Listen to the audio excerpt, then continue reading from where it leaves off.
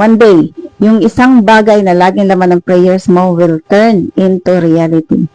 Like financial freedom, more time with your family. And para naman sa mga OFW, is yung makapag-for good na sa Pilipinas with savings.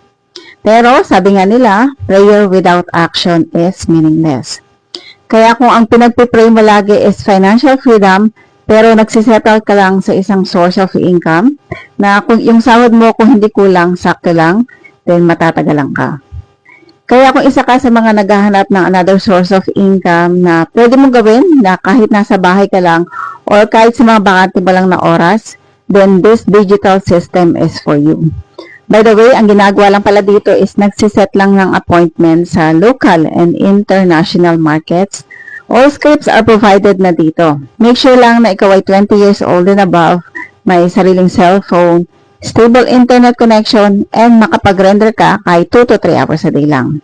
Kaya kung isa ka mang OFW ngayon or empleyado na or any profession na gusto nang makakreate ng time and financial freedom, then feel free na mag-comment sa ilalim ng video na to ng how. See you pa and God bless.